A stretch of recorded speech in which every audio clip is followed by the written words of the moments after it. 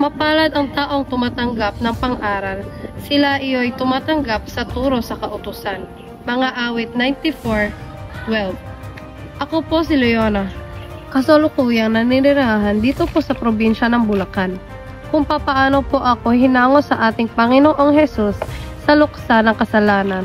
Ang siya ko pong ibabahagi rito sa Tanikalang Lagot. Ganito po iyon.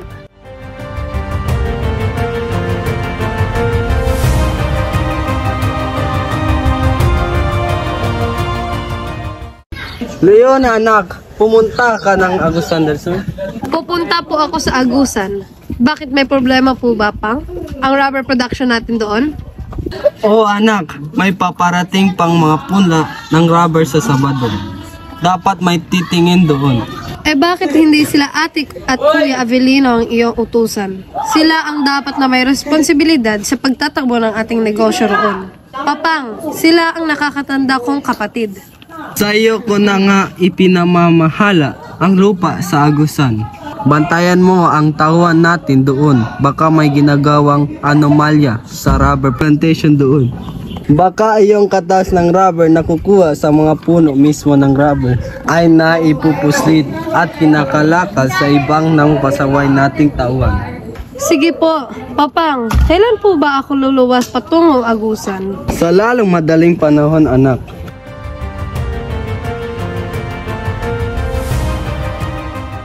Papang, talaga pong sa akin ang single na motorbike na ito? Oo anak, di pa hinihingi mo sa akin yan, kaya binili kita. Ingat ka lang sa pagmamotor. Opo, Papang. Salamat po, Papang. Ikaw, Dionisio, sinusunod mong palagi ang luho ni Leona, kaya lumalaking suti ang anak mo eh. Diyak palagi na iyang kasama ng barkada niyang mga demotor dito sa atin.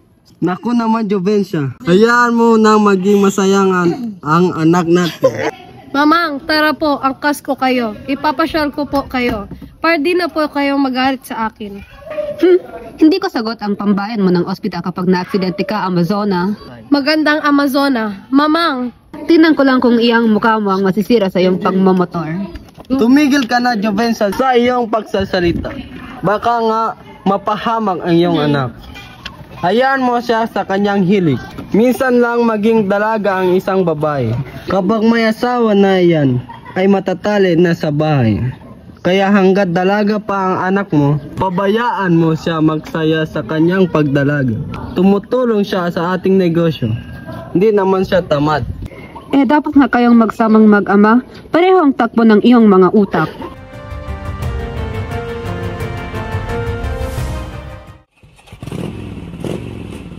si Mamang talaga, super sungit. Palibhasa may pagkakastila. Dugo ng isang Kastila na umiira sa kanya at hindi ang dugong Pilipino. Kaya mata pobre, masungit, pasaway rin. Salamat na lang at hindi ako nagmana sa kanya. Sarap talagang i-drive ang bagong motor na ito.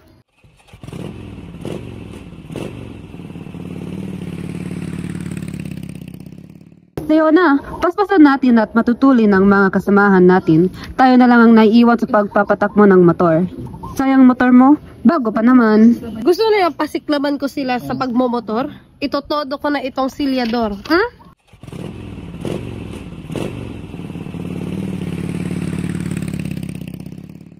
Abat, humataw ka na. Hintayin mo naman kami, Leona. Ang balis mong magpatakbo. Kumain kayo ng alikabok. Habol. Aya, todo gasolina na ako.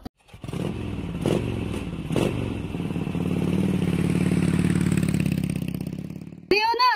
Ha? Sasadsad na ako sa buhangin. Ah!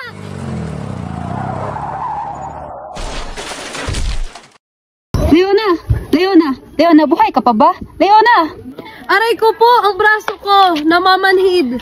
Buhay pa ako, bruha ka. Tulungan mo ako.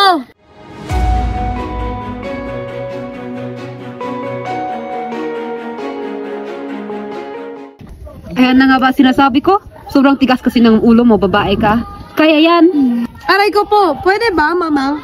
Huwag na kayong sumigaw rito sa ospital. Napilayan na nga ako. Mabibingi pa ako sa lakas ng boses nyo. Huwag na kayong manisi. Aksidente iyon.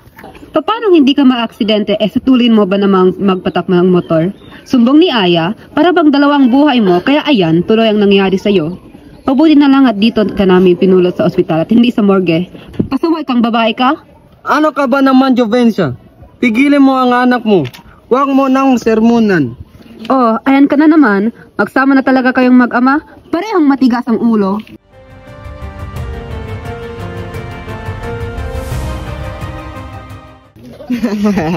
Kumusta na, Inday Leona? Wala ka ng motor, bali pa ang iyong paa at pasa ang muka. Isa ka pa, Kuya Avelino. Imbes na kahabagan mo ako, inaalas ka mo pa ako. Huwag kang mag-alala, gagaling rin ako. At makakapagmotor pa ako, makikita mo. Aksidente lang ito, Dudong. Pero wala ka ng motor kasi binenta na ni Mother ang iyong motor. Kababatak lang kanina. Ano? Bakit ibinenta ni Mamang? Motor ko iyon. Si Papang, di ba inawat si Mamang? Kailan ba umubra si Papang kay Mamang? Kailan mo ba nakitang nasunod sa bahay si Papang? Di ba palagi namang si Mamang ang nasusunod? Kaya sorry ka na lang, Inday Leona.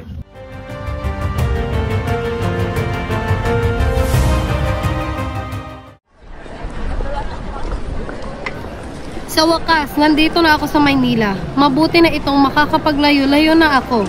Dito, sarili ko lang ang buhay ko. Wala nang mamang makikialam kapag may magandang nangyayari sa buhay ko. Saka na ako babalik sa Agusan del Sur. Ipapakita ko kay Mamang na kaya ko mamuhay na wala sila ni Papang sa aking tabi. Kanila na ang yaman nila, sa akin ang kalayaan ko. Leona, hayon na ang sundan natin. Si Manong Rodney, hayon sa jeep kumakaway sa atin.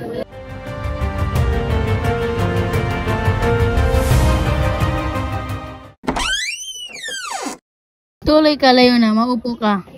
Mr. Tan, bakit niyo po ako pinatawag? May nagawa po ba akong mali sa trabaho ko? Pagpasensyahan niyo na po ako. Bigyan niyo po ako ng isang pagkakataon.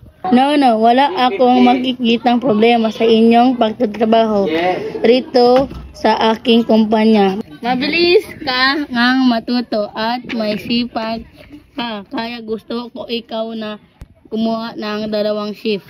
Po, Mr. Tan, wala kayong reklamo sa aking trabaho? Salamat po. Sige po, payag po ako.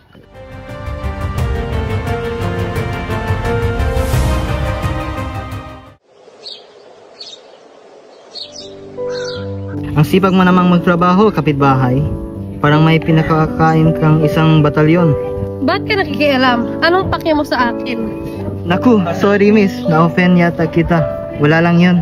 Natutuwa lang ako dahil ang sipag-sipag mo. Sorry. Pwes, hindi ako natutuwa sa pangingialam mo. Gayan ba rito sa Maynila? Ang buhay ng may buhay pinapakialaman ninyo? Kasi sa pinanggalingan kong lugar, ang mga tao doon ay hindi chismoso na kagaya mo. At kung ikaw ay may planong manligaw sa akin, ngayon pa lang busted ka na, chismoso.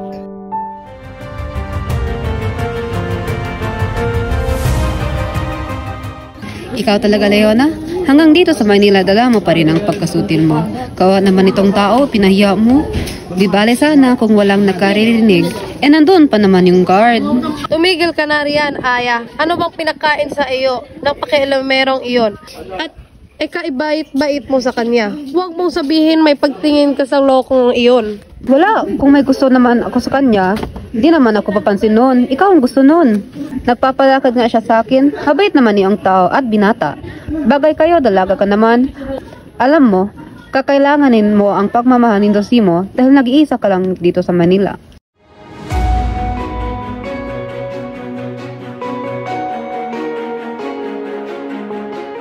Kung kailan masama ang pakiramdam ko, doon pa wala ang mga bruha, nahihilo ako. Oops, Leona, ano nangyari sa'yo? Tulong guard, di ko kaya, matutumad na kami.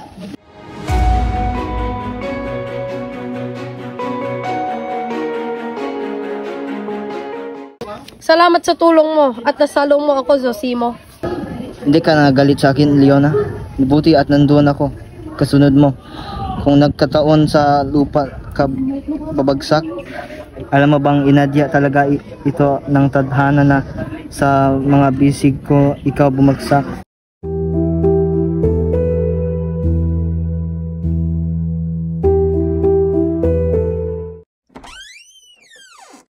Dito talaga ako nakatira. Matagal ko nang inuupahan itong silid na ito.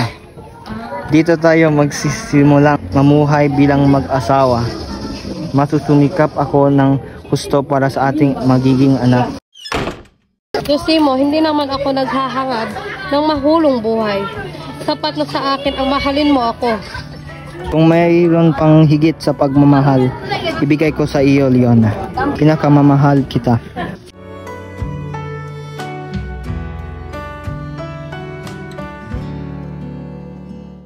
Ano bang nangyari sa iyo? Tao ka at masama pala ang pakiramdam mo. Nagtrabaho ka pa? Sayang din kasi ang kikitain ko, Leona. Pambili rin to ng gatas ng anak natin. Mayroon pa naman akong para doon. Sana magpahinga. Mayroon pa naman ako para doon. Sana magpahinga ka naman. Baka ikaw naman ang mapano. Pwede namang gatasin ni Bibing. Si Dodong naman kanin ang kakainin. Leona, huwag kang mag-alala. Gagaling ako. Pangako ko sa iyo. Gagaling ako.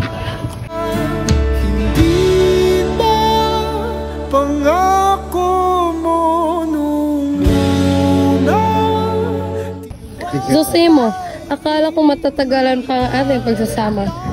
Sabi mo sa akin gusto mo pang makita ang mga apo mo kay Dodong.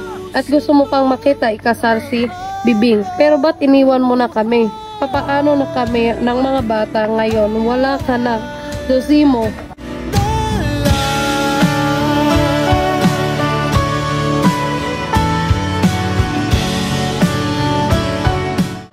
Yona, gaya mo rin akong biyuda.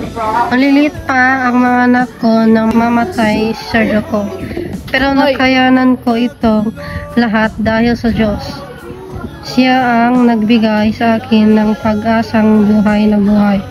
Kung kaya't nagtagumpayan ko ang lahat ng pagsubok sa aking buhay. Nana Rosa, totoo po ba ang Diyos na buhay? Meron Yona. Subukan mong dumalo sa gawain sa linggo.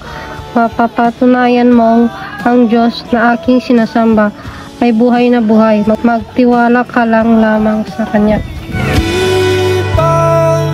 Pangako mo nung una, tiwala'y iingatan. Sinumbukan ko pong dumalo sa simbahan kung saan dumalo si Nana Rosa. At totoo nga pong buhay ang Diyos na kanilang sinasamba roon.